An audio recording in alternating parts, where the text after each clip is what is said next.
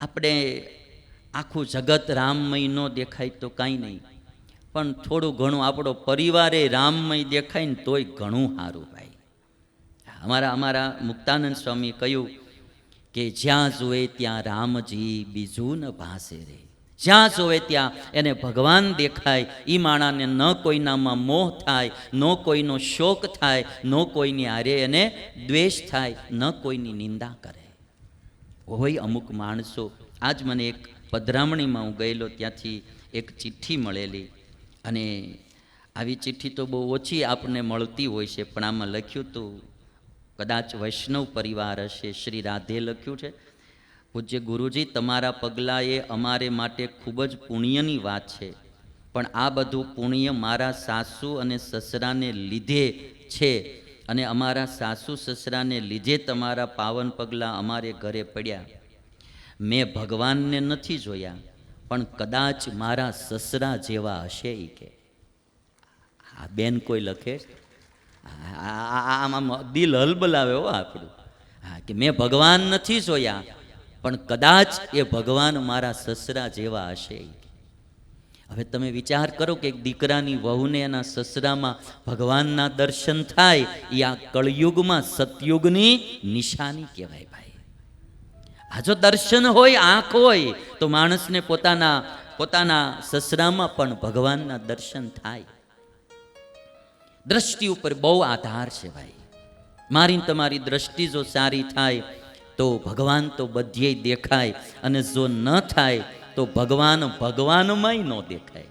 ઘણાને મૂર્તિમાંય ભગવાન નથી દેખાતા, ઘણાને મંદિરમાંય ભગવાન નથી દેખાતા, ઘણાને પવિત્ર સંતમાંય ભગવાન નથી દેખાતા, ઘણાને મા બાપમાંય ભગવાન નથી દેખાતા, અને અમુક વ્યક્તિઓ એવા પણ છે જેને જીવ પ્રાણી માત્રમાં ઈશ્વરનો વાસ દેખાય.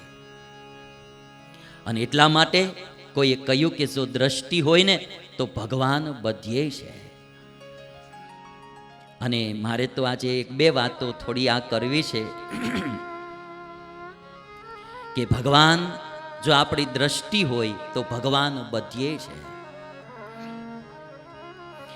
वो खेत में मिलेगा, खलियान में मिलेगा.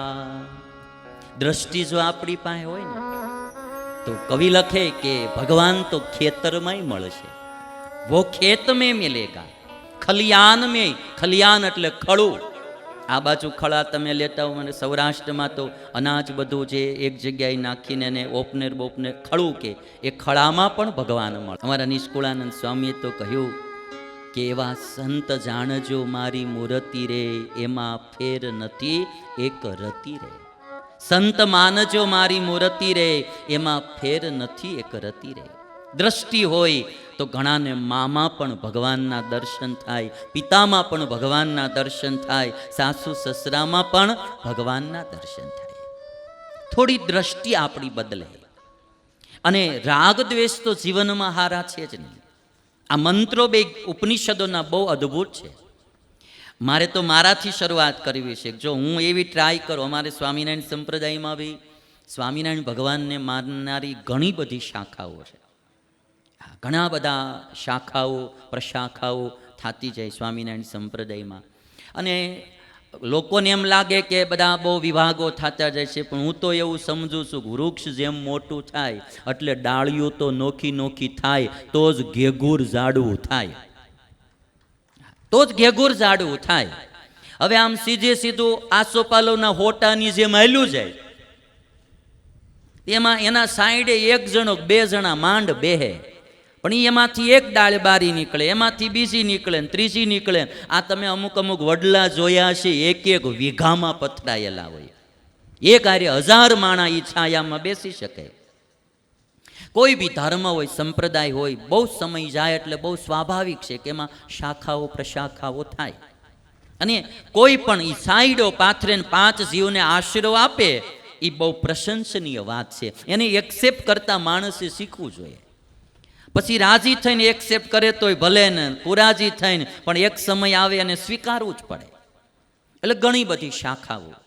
અમારે મૂળ સંપ્રદાય, પછી એમાં નરનારાયણ દેવ ગાદી, લક્ષ્મીનારાયણ દેવ ગાદી, પછી અમારે લક્ષ્મીનારાયણ દેવમાં વળી પાછું આચાર્ય પક્ષ, દેવ પક્ષ, વળી પાછું એમાંથી અક્ષર પુરુષોત્તમ, સોખડા, વાસણા, પછી તમે જુઓ તો અબજી બાપાને માનનારા અમુક અમુક શાખાઓ, મણિનગર, આ તે એ ઘણી બધી શાખાઓ પ્રશાખાઓ.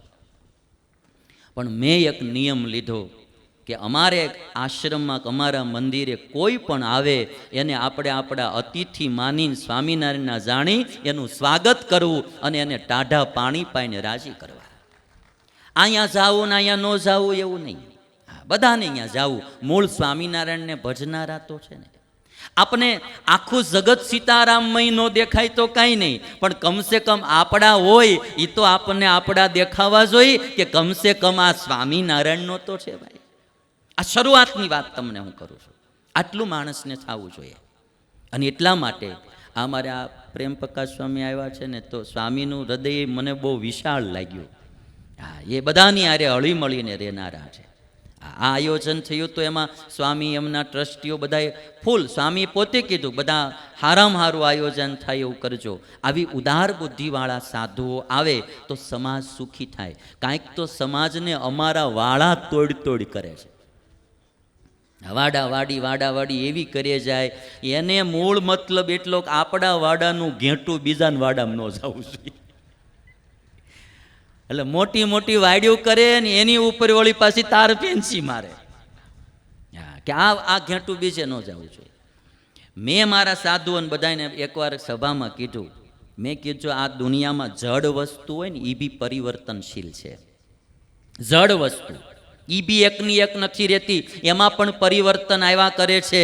તો માણસ છે એ તો ચેતન છે, એમાંય પરિવર્તન આવે ને આજ અહીંયા સારું લાગે, કાલ બીજે સારું લાગે, તો એ માણસ જાય, એ સત્સંગમાં જાય તો આપણે આંખ્યું ટાઢી રાખવી જોઈએ. અહીં ક્યાં આપણે બધાને કંઈ ભેગા લઈ, ચેલા હોય ચેલા, તેને શું કાંઈ આપણે આકાશમાંથી ભેગા લઈને આવ્યા હતા? આ લોકમાં આવ્યા પછી થયા હોય ને આ લોકમાં પાછા છૂટા પડે. અહીંયા બધાને અહીંયા જોડાવાનું ને અહીંયા જ બી ખૂટું પડવાનું. આ નિયમ છે. તો રાગ દ્વેષ શું કરવા?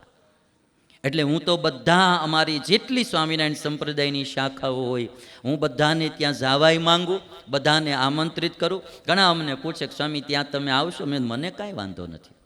બધા સ્વામિનારાયણ ભગવાનના ભગત છે, બધા સ્વામિનારાયણના સાધુ છે, એને ભજે છે, એટલે ભગવાન એનું બધાનું ધ્યાન રાખે ને.